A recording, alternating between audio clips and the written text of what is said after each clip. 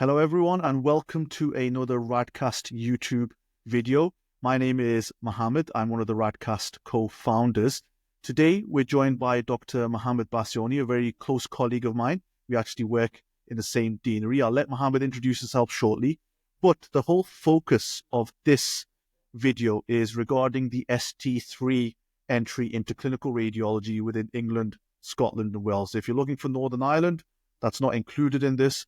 I don't think they even have an ST3 entry. This is specifically for England, Scotland, and Wales. And for those of you that may be interested in applying to clinical radiology under the ST3 route. The reason we made this is because we're getting a lot of queries about this entry program. Typically, most radiology trainees will come in the ST1 entry, but there is now an increasing number of trainees entering in to clinical radiology training as the ST3 route. So we thought, what better way to help answer your questions and speak to someone who's not only gone through the process, but is now reaching the end of their own training program after entering into ST3. So please, without further ado, Mohamed, please introduce yourself. Hello, everyone. My name is Mohamed Basiony. I'm one of the ST5 trainees in the Northwest in the Mercy sector. I joined through the ST3 scheme in 2022. And works together with Mohamed, of course, in the same deanery. And it's my pleasure to be your guest today. No, thank you so much, Mohamed. So the way we're going to do this, for those of you watching, is we're going to first of all speak with Mohamed about what motivated him to even think about the ST3 entry, talk about the ST3 entry application process, a few specific things which you need to be aware of if you're thinking of going down this route. And then finally, one of the big things I want to try and probe Mohamed on is how he found the experience once he got into radiology training. So, Mohamed, before you went into clinical radiology entry at the ST3, what was your career progression up until that point? Were you practicing radiology elsewhere? Yes. So I did my core radiology back home. I did around 3 years of radiology. The radiology training back home is around 4 years. I did the core bit and I did my plebs to get the GMC registration, and I was very keen to kickstart my career in the UK. This was in late 2019. I started applying for jobs straight away. I wasn't very hopeful of getting a radiology job, but I did apply for lots of radiology jobs, as well as other specialties, I have to say. I even applied for A&E and things like that. I was hoping to get into the NHS and then probably apply for radiology training at some point. I didn't know at that point that ST1, that I am overqualified for ST1. Turned out that ST1, you have to have less than 18 months of radiology training. I managed to get into a fellowship, cardiothoracic radiology fellowship in London, which was a fantastic experience. I did just less than 2 years of that fellowship, probably around 21 months. Then I left for a trust grade registrar job in Birmingham, which was also radiology, but it was more of a general focus. My plan at that time, because I contacted the ERCR and Health Education England a few times asking about this ST3 thing, which they said it's not happening and they don't have any plans for it. My plans was to work on the Caesar, so that's why I moved to a general radiology job.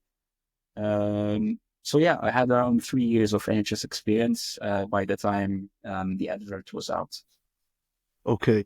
And from what we've read, it sounds like the ST3 entry is pretty much designed for individuals who are, like, as you said, doing radiology training abroad, but then become really overqualified for ST1. Like, they can't, like, apply for ST1. Like, they're kind of stuck in this, like, unfamiliar limbo where they're not eligible for ST1. They have radiology experience, but now the route to kind of CCT or Caesar equivalent, or this like portfolio pathway that they call it now, is a bit uncertain. Do you think that's like a good general summary of the ST3 application route? Yes, absolutely. It is a perfect pathway for those who are overqualified for ST1, as you said, and they still need few years to be a fully qualified radiologist. Although some fully qualified radiologists are already applying for this due to other reasons that we will mention later on, hopefully. But as I said, this is the perfect pathway for those, and I'm sure that's why the RCR has designed this pathway. It's not a new thing, because this pathway is recognized in other specialties for a while now. I know people who got it ST3 in peds, medicine and surgery as well.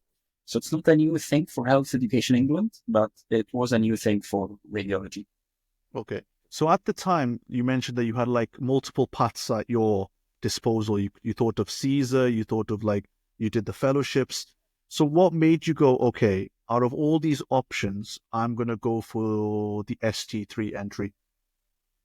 There are general reasons, and there are personal reasons. One of the personal reasons for me is that at that point I only finished the part 1 FRCR, so I still had some time to finish the part 2 and part 2A and 2B. And during that time, it was very convenient to be in a training program rather than being like jumping between trust grade jobs. There are other reasons as well, as visas. You being in a training program, you have a secure visa for 3 years at least, if it's a ST3. At that point, also, we're talking about 2021, 2022, and Caesar was a thing in RCR, but it was not as easy as it is today.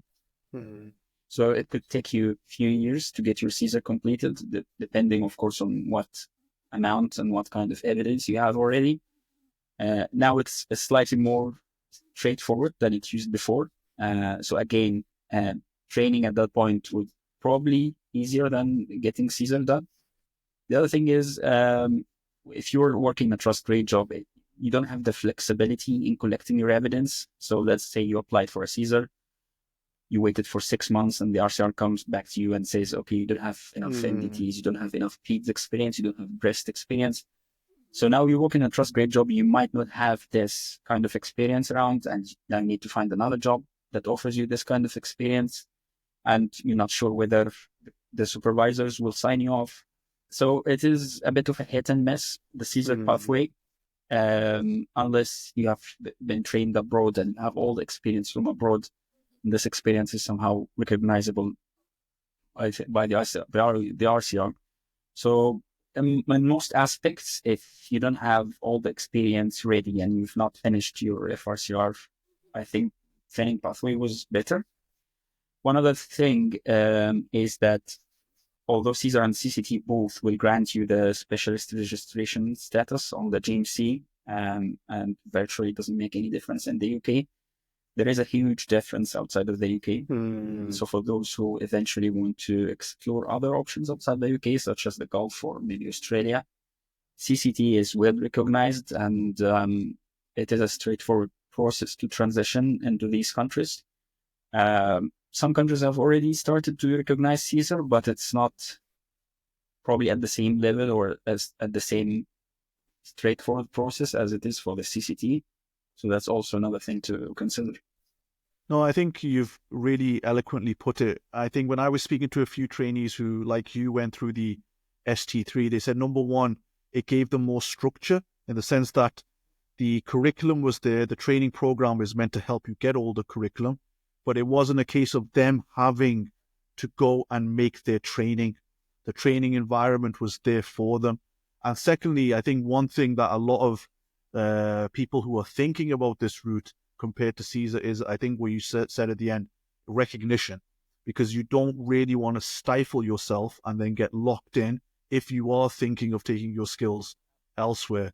And I've spoken to a few people who said getting like accreditation or acknowledgement of your training with the Caesar route, you have to kind of justify what you did a bit more, try and show them that this is equivalent. Whereas CCT, I think everyone knows what a CCT means. So when you said you applied back in 2021, of course, things may have changed and we'll come on to those changes. What was the application process for you like? Before touching on this subject, there's one important thing that I wanted to add for the previous question, which is the difference again between this training pathway and non-training pathway, is that if you want a specific subspecialty, particularly the ones that are very competitive, such as IR, neuro IR. There is no option outside the training scheme in the UK, or maybe there are options, but are they quite rare? So that's one other thing. If you want some of these highly competitive specialties, your best option is going to be the training program. Now back to your question, which is about the process. In 2022, this was the first time it was actually advertised late 2021. It was the first time this thing is being advertised. So this was not just new to us applicants, but it was also new for the RCR. It was not new for the Health Education England, though, because as I said, it is something that is recognized for the other specialties. So they kind of copied the structure of the other specialties, ST3 pathways, ST3/ST4, but they adjusted it in a radiology manner. The application opened out of nowhere on ORIAS. So those who were not prepared or did not have the evidence were taken by surprise. I remember that I was just casually checking ORIAS, and I saw the application and was saying it's going to open in 1 week and it's going to be open for like 2 or 3 weeks.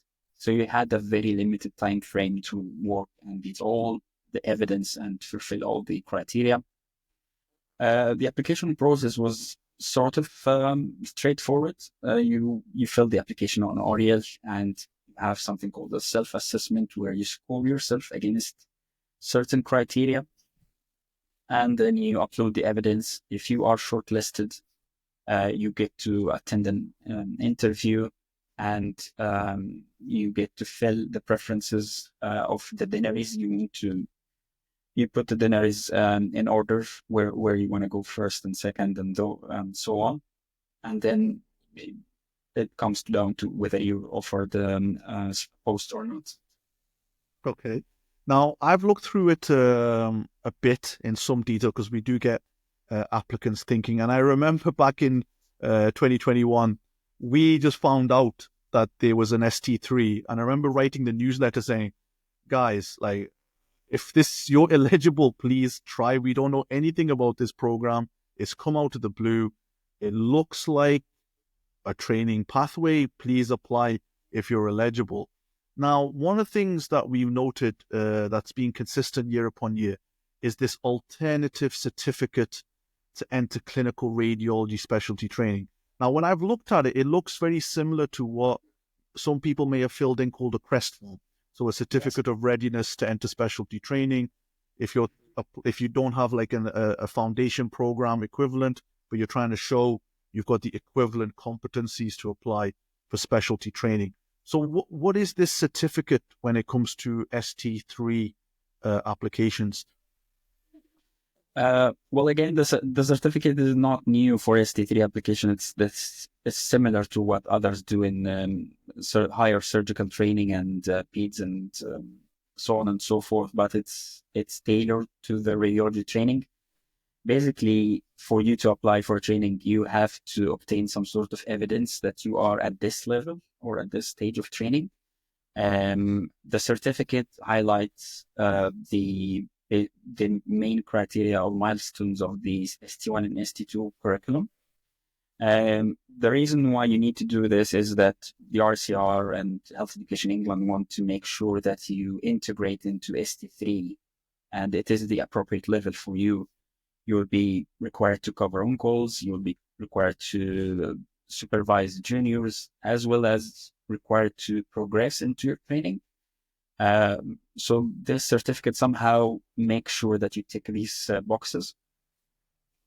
As I said, it is based on the RCR curriculum. You need a consultant to sign you off, to sign these milestones, as well as some other generic criteria as well. Initially in 2021, it was very strict in terms of who can sign you off. You needed a consultant who has got FRCR, GMC registered, and also has worked as a consultant in the UK within the last 5 years. So if you think about it, there were only a handful of people across the world who were able to get this signed off. Basically, people who are working in the UK in a level, trust grade level or a fellowship, and they're not consultants yet. In terms of how this has changed over the years, this particular certificate keeps changing every round. And I think the first 2 rounds, it was the same. Third round, they opened it up a little bit because there were not many people who are able to sign it. And the vacancies ended up underfilled because of that. Okay. Third round, they opened it up so that even if an overseas consultant who's got FRCR can sign you off, or even head of department or head of schools out abroad who doesn't have FRCR can sign you off. Wow. And this led to a flood of applications. So it's a thing that that keeps changing every year. So you have to have a plan A and plan B and C if you want to get this signed off. Okay. And what would you advise applicants thinking about the ST3 route to try and like make their life easier when it comes to getting this form signed off? First of all, download the up-to-date form and read it very, very well.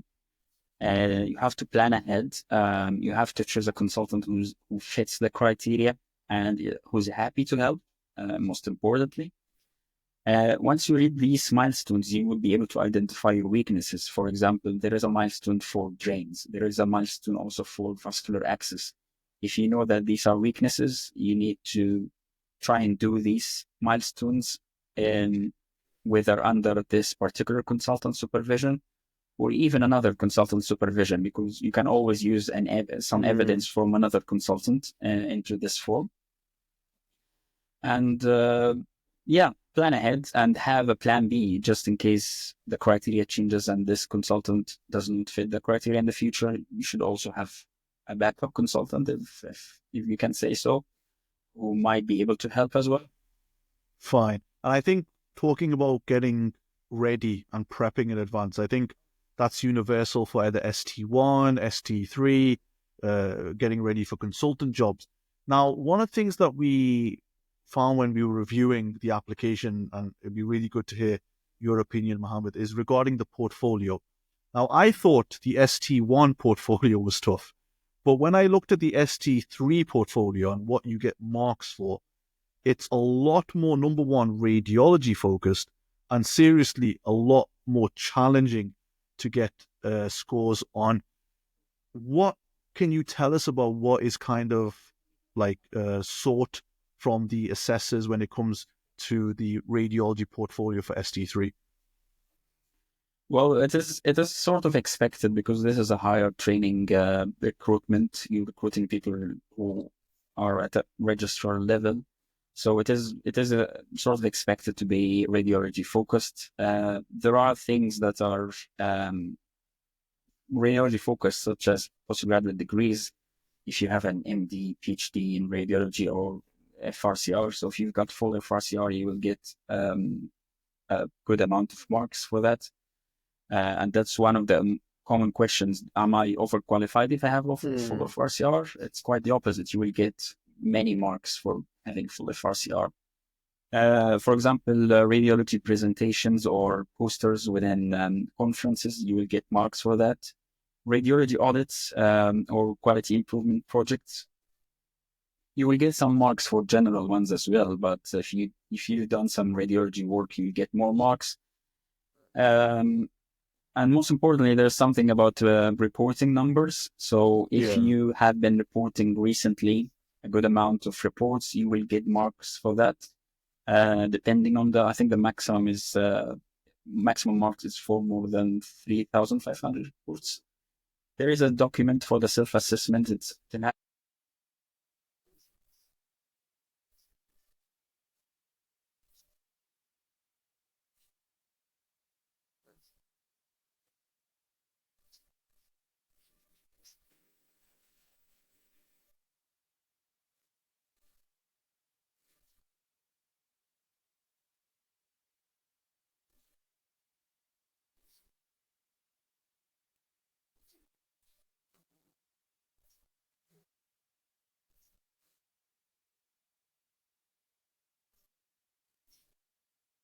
Mm.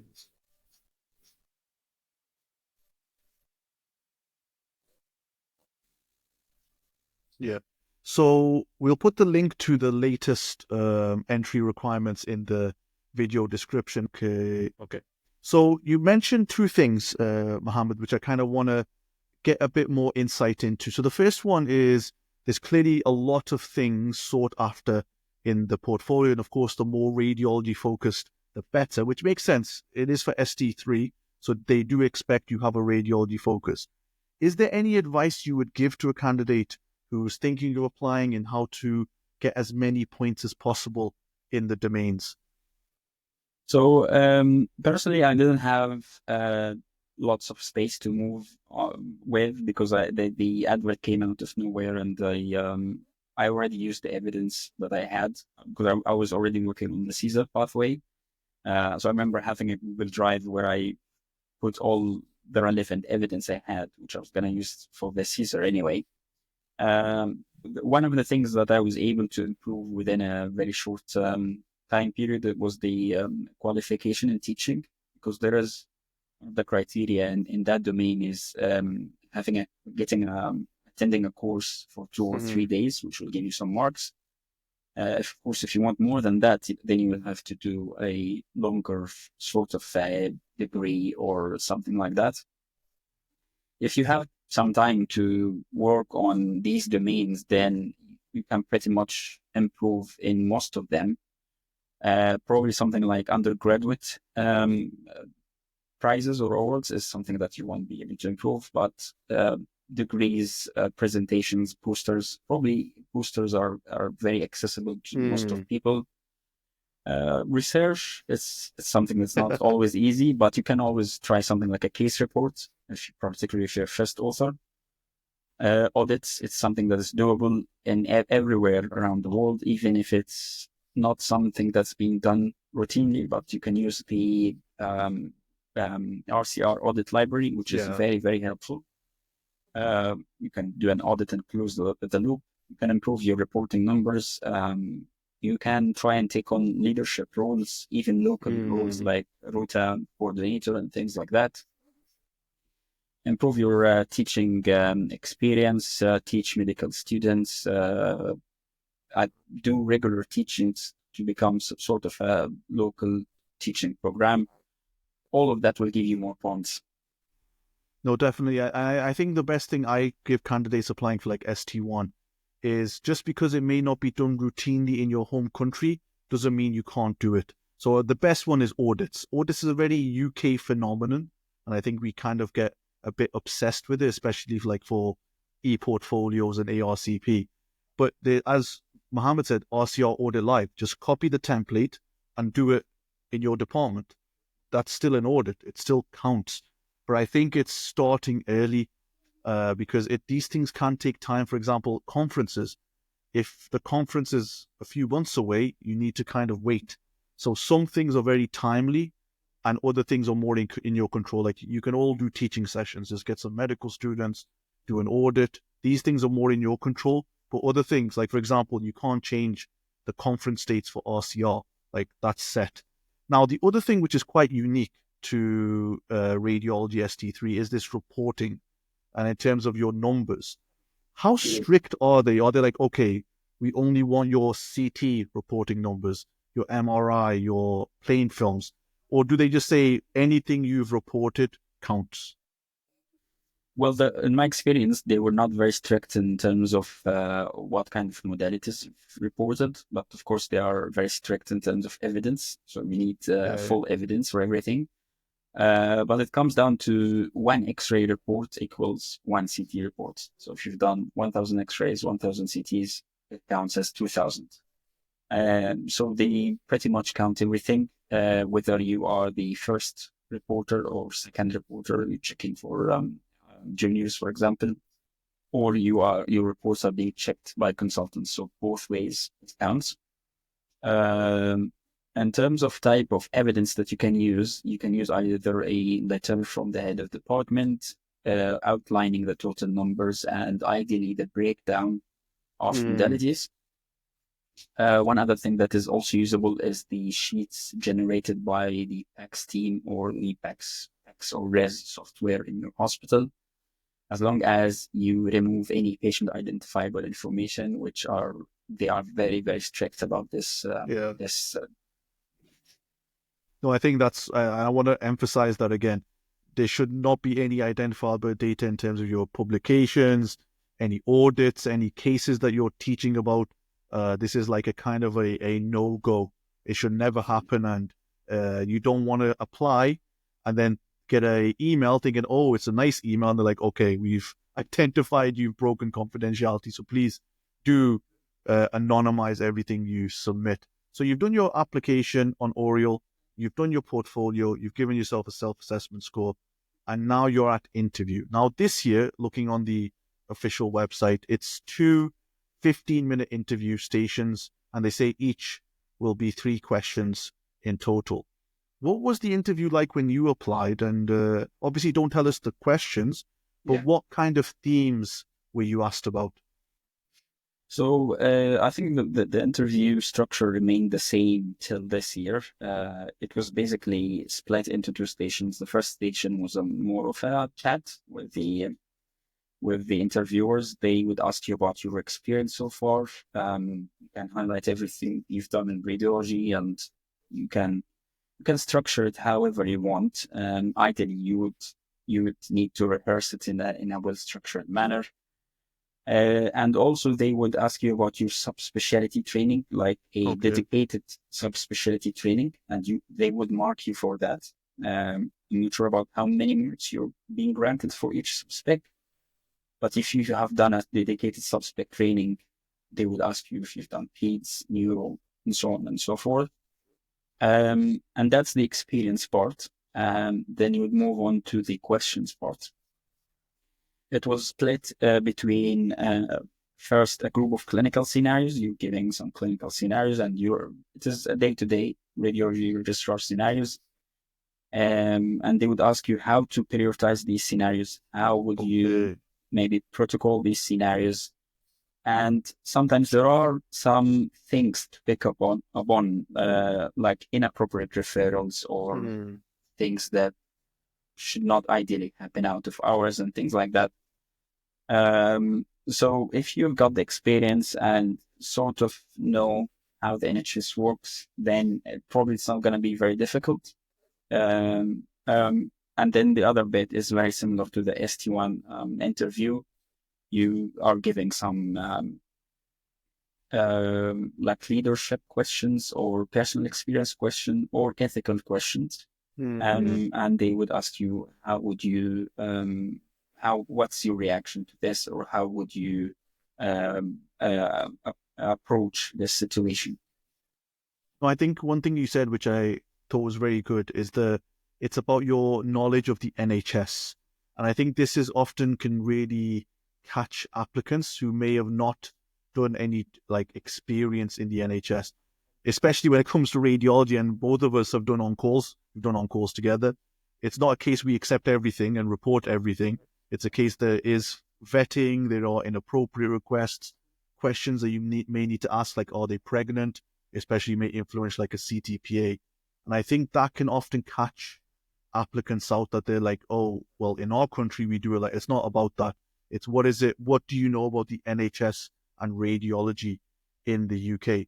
Now, what advice would you give to someone getting ready for the interview? Of course, you had exposure to the NHS here in terms of radiology, but what advice would you give? First advice is revise your on-call experience, on-call situations, protocols very well. There are dedicated books for this. So particularly the local protocols in the UK, for example, the trauma series maybe done somewhere here, but in other parts of the world done differently. It is always useful to say that I'm going to follow local protocols. Secondly, there are very useful guidelines that you need to read, particularly acute guidelines, things like head, nice guidelines for head injury, adults and peds, C-spine, CTPA when you do CTPA, when you do VQ scan for pregnant women. and non-accidental injury, any local guidelines, but things between the RCR and the RChem, Royal College of Emergency Medicine, such as aortic dissection guidelines as well. So as many guidelines as you can. If you are a member of the RCR, there is a very useful tool called iRefer, which sometimes highlights some of these options. When do you do ultrasound first? When do you do CT first? Particularly in peds or pregnant women and things like that. So it is very useful to be familiar with as many guidelines and pathways as possible. Also, which some of the familiarity with NHS, and I think this is somehow covered with the ST1 materials. You have to be familiar with how the department and radiology department, the NHS is structured, that it is mainly consultant-led, MDTs, supervision of the juniors, points of escalation in the NHS, where do patients' complaints go? Things like PALS system, for example. How do you escalate? Where do you escalate to? What's your first point? CS, ES, and things like that. You don't go to the medical director right away, for example. Yeah, and the more you read, the more you explore. Things like error regulations, it doesn't regularly come up. I think it comes up maybe at ST1 level, but it is very important to know what ERMA regulations are in the UK, because it's part of the job. Yeah, and I think it's trying to make sure that the applicant knows this is not just going to be about your knowledge of radiology. It's going to be in the context of NHS. Okay, your colleague is repeatedly sick, your colleague is drunk, these type of ethical scenarios. The more you read, as Mohamed said, like there's amazing resource, GMC, Duties of a Doctor. They've got some online scenarios, like really good type of like resources. Now, you mentioned at the beginning where the alternative certificate to get it signed was very rigorous. So there was a lot of vacancies still that hadn't been filled. Then you said it got changed and then there was a floodgate of applicants. How competitive is it now? Because for ST1, it's gone parabolic, like it's gone ridiculous. But for ST3, what have you noticed? So when we applied, you can say it was not competitive because it was super difficult to get fill on, to have all the criteria ticked. So there were only a handful of people who have got FRCR Part 1, they have GMC registration, as well as the ability to sign off the form within 3 weeks. So it was super difficult, and that's why the positions were underfilled. I remember we had like maybe 16, 17 posts. Wow. And there were only 15 people shortlisted. And I think based on the emails they've sent us, I think one of them did not pass the interview. So there is that pass and fail in the interview as well. It's not just about scoring. And things got competitive along the way, particularly in 2024, when overseas consultants were able to sign off the form. I think based on the figures I've checked, they've only mentioned the figures for 2024. So there were 17 vacancies and they had 112 applicants. So the ratio was actually 6. So it's getting more and more competitive. One of the reasons is that we are doing something like this podcast, for example, so people get to know about the ST3 pathway. So there is now more information about this pathway more than ever. The other thing is you also have more people got GMC registration more than ever. You have FRCR venues all around the world. It's not like back in the day. I remember you had to do like lottery to get the anatomy or physics exam, because there were only 3 or 4 venues across the world. So now you have more GMC radiologists than GMC registered radiologists than ever. So it will only go up from here, and I think the vacancies are not increasing. Yeah. It's probably still the same, around 15 to 20 posts every year. Yeah, I think we've seen that as well in ST1, in essence, that the number of applicants is just getting ridiculous. The number of posts is stagnating, if not maybe potentially going a bit down, because of people going less than full time, and then radiology training now, instead of being 5 years on average, it can be up to like 6.5 because of LTFT, etc. So yeah, if you are thinking of applying for the ST3, please listen to Mohamed. Start early, get your stuff. Don't find out like what Mohamed did and we did at RadCast. Oh, it's open, now apply, and you're like, oh my God, what do I do? Now, one thing Mohamed mentioned to me today, literally like a few hours before this podcast, was something about this specialty training sponsorship scheme. Now, we had never heard of it. So we did a quick, brief review of the website. What is the difference between this RCR specialty training sponsorship scheme versus the ST3 entry? So they are not two different things. Basically, back in the day, if you don't have GMC registration, then you're not eligible to apply. That's it. Starting from 2024, they allowed those who don't have GMC registration but fulfill every other criteria to apply. So, for example, they have FRCR Part 1 and they have evidence of English knowledge and they have 2 years experience at least in radiology. They allowed them to apply equally with everyone. And then if they end up getting an offer because they have got good marks and good interview marks, the Royal College will sponsor them to get full GMC registration. So they're not two entities. The good thing about this is you're treated equally with those who are applying for ST3 training with a GMC registration. It is better than MTI in the sense of you will be on Tier 2 skilled worker visa. I don't know personally anyone who has got into MTI in radiology, but it is something that I've seen in other Royal Colleges. And it grants you a full GMC registration. It's not a provisional GMC registration. You just need to have a evidence of English language, which is a must, whether OET or IELTS. And you have to fulfill every other criteria for applying for that ST3 application.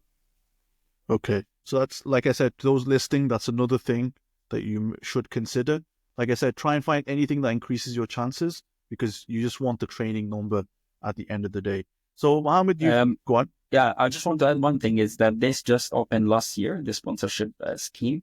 It's not written clearly on the health education website this year. It is still mentioned on the RCR website. So whether this is something that's still going on or not, I'm not sure, but it is worth giving it a shot anyway. If you are eligible, you will be shortlisted. So yeah, definitely, like, do try. So, Mohamed, you've done the portfolio, you've done the interview, you got that really nice email saying congratulations, you got into Northwest School of Radiology, you're now in training. What was it like starting directly as an ST3 Clinical Radiology resident or registrar, whatever you want to say? Did you feel prepared? Was it overwhelming? Like, it'd be really interesting to hear your perspective on just getting like dropped in to like halfway through your training. So again, personally, from personal experience, I was very fortunate that I have already previous NHS experience. So radiology-wise, it was very, very positive experience. I felt I was very supported from a clinical radiology point of view. I already had the experience and I was already covering general and some specialist cardiothoracic on-calls. So it was okay from that sense. And I had no problems and I felt very well supported with consultants checking everything, of course, and giving me all of the clinical advice, of course. I didn't have any problems with the NHS system, how the radiology department works, or IAT, or any language barrier. So I was very fortunate from that aspect. But again, these are things to consider for IMGs starting their first NHS job, particularly if it's a training job. There will be some language barriers. There will be some problems with IAT or NHS system. The good thing is that DNR is are recognizing this more than ever. And speaking from the Northwest point of view, the Deanery is preparing sessions for IMGs to integrate them, and there are sessions for ST3 trainees, and there are also sessions for ESs to let them know about these kind of difficulties and barriers so that they can support their trainees more. The only bit, and because this was again the first ST3 posts ever, so it was it was new to the dinner, not just for us. The only bit that was a little bit difficult for me personally is dealing with the training structure, learning what are mini IPXs, what are DOPS, what's portfolio, what's an ARCP. All of this was new to me, and what made things worse is that no one around you is expecting you to struggle because you're an ST3. They assume that you know these by now. But I was again very fortunate to have colleagues, trainees who have helped me as well as consultants dealing with this. Again, by time, these are now well-recognized problems. So I personally give sessions for newly recruited ST3s to give them an insight. And again, many dentistries offer similar sessions for these new ST3 trainees to introduce them to the training scheme and what points of support and what points of escalation are available. So I think things are getting better gradually, and there's now more support than ever. No, I think one thing that you said is really something I think applicants should be aware of is for you, it may be your first day of training, but on paper, you are an ST3. So all these things about, what do I need for ARCP? How do I use the portfolio? If these are the things that they go, you should have figured out in ST1, right? So by ST3, it should be like, I know this, I have ARCP in June, whatever. So for you not to be aware of, and the consultant doesn't know, they just see you as an ST3. They're like, you're ST3, why don't you know? So I think one of the cool things that I've seen Mohamed give these talks at like induction is that it's really good and positive that there's a lot more awareness of ST3, both amongst trainees and trainers, in the sense that this cohort has different learning needs. And most of it's not about radiology, it's more about the system. Kaizen, RISA portfolio, ARCP, getting the levels required from Royal College to progress. So I'm really glad to hear that it's getting a lot more support and like structure in terms of getting candidates on board. Now, you mentioned one thing, which was that getting your head round ARCP was a bit frustrating. Any other negatives that you felt when you came into the ST3 route? That's a good question. I think for me personally, because I was happy with the decision to apply and start from ST3, I don't think there were any negatives. If you are happy with this decision, unless you are a fully qualified radiologist somewhere else, which might feel as a downgrade for you. If you're happy with the decision to start from ST3, I don't think you would witness any negatives. Maybe some personal negatives like moving to a different city or a different region and how that affects the family, which is the case with any job really. It's not an exclusive thing to training. But it could be otherwise a longer route for those who are fully qualified, as Caesar nowadays is getting more straightforward. I'm not going to say it's easy. It's not an easy process, but it's a sort of straightforward process that might take less than 6 months or less, depending on your evidence. So it is, again, something to consider whether, if you're a fully qualified radiologist, is it worth staying there for 3 years if you can get your Caesar in 6 months? The other point is subspec. How can this be negative? It can be negative if you are very determined of getting a certain subspec in your mind.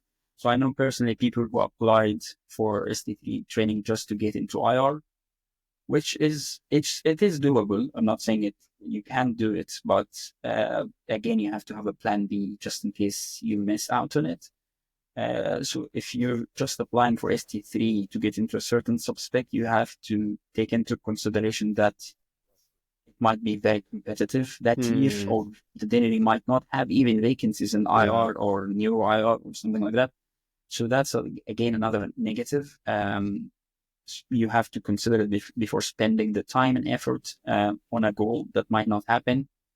But again, having said that, I have to say, once you have a national training number, you can move into a different delivery that have a vacancy in IR and neuro. So it's not all black and white. But again, I don't want to say it's luck, but you have to be open for plan B and C, if that's seems reasonable. No, I think one thing, like, this is a very Northwest specific thing, is that in terms of neuro training here, neuro intervention or neurodiagnostic, it's often like one spot, which is filled until that trainee CCTs. So you kind of have to wait. So if you come thinking I'm going to be neuro radiology diagnostic and that place is already filled, you can't, there's no space. Like, it's not feasible. So I think one thing that's recurring, and I would just emphasize it again, is have alternatives ready. Be like, okay, I can't get neuro, maybe I'll go for cardiothoracic, whatever, but don't come in rigid. I think even if you're going into ST1, flexibility is key. Be open-minded and be willing to adapt. So you've gone through... Go on. Just before moving to a different topic, when we're talking about the transitioning into ST3, I have a bit of advice again for people who are transitioning into ST3, because I've been in touch with some of the trainees and I know some of the struggles they see. One thing that might be a little bit challenging if you're starting your training as your first initial experience is the clinical, is the on-call. On-calls could be very challenging at first. So many of us IMGs want to start with an attitude of, I want to show them that I'm really good. I want to show them that I'm more than capable. And this, at some point, put you in a situation where you don't know how to ask for support if you need it and don't know when to ask for support. So try and avoid this as much as possible. If you need support, support is there. You can always ask to, I personally, despite having like a good amount of on-call experience, I remember asking the rota coordinator to shadow first month or so on calls. And I had zero problems asking for this. It's better to ask for support 100%. Rather than making a mistake. And also don't leave your portfolio stuff until it's too late. It is very easy to ask your CS or supervisors to sit with you and show you what needs to be done and how it can be done. But if you leave it till it's too late, you're really giving the dennary little to zero options. They will have to give you a certain outcome in your progression that might affect your training. So my advice to you is use the support you have.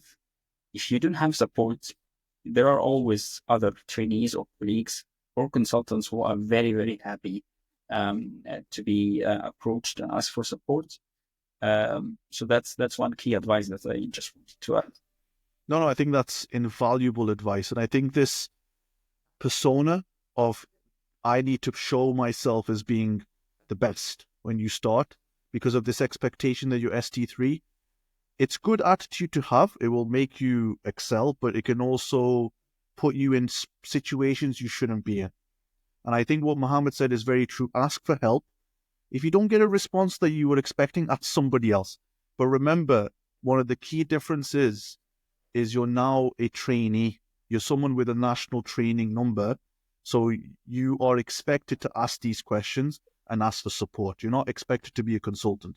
And I tell this to ST1s, like your expectations are of a trainee, not a post-CCT consultant. So don't feel shy to ask. So just before we wrap up, Mohamed, you've given a lot of really like golden advice throughout this whole episode. But if you were to give 3, or if you want 3 more brownie points, what top 3 pieces of advice would you give to candidates getting ready for the ST3 application? First of all, read the previous applications or adverts very, very well, including the person specifications. Make sure you meet all the criteria or will be able to meet them by the time of application. Read the self-assessment document, all the domains and what type of evidence accepted, and aim to score as high as possible by planning ahead. Most importantly, read the alternative certificate to enter the clinical radiology training very, very well. It is the single most important document in application. Make sure the consultant is on board and happy to sign every segment of that certificate, because one segment being signed off as a no or not evidence will invalid the whole document. If you've not finished your FRCR Part 1 and English language exams, finish them as soon as possible. And most importantly, always have a plan B. If the ST3 application doesn't work for you, then something else might work for you. You might get a specialist job back home till you get your portfolio ready, or apply for a trust grade job in the UK fellowship, or even start working on your Caesar portfolio. And at the same time, the evidence from your Caesar portfolio can be used for future applications for ST3. That's amazing. Thank you so much, Mohamed. It's been amazing. It was also amazing seeing you at your FRCR graduation ceremony. We went to it together. But thank you. Well, this has been a very hot topic for a lot of applicants that we get. But I'm so grateful that you actually spent your time today going through every fine detail. So thank you again, Mohamed. So we're done with the episode today. If you've got any questions, please leave them in the comments. I will pass them on to Mohamed, and then I can get a response to you. Please like, subscribe, all that YouTube nonsense that I don't really understand. And we'll see you on the next episode. Take care, everyone. Thank you.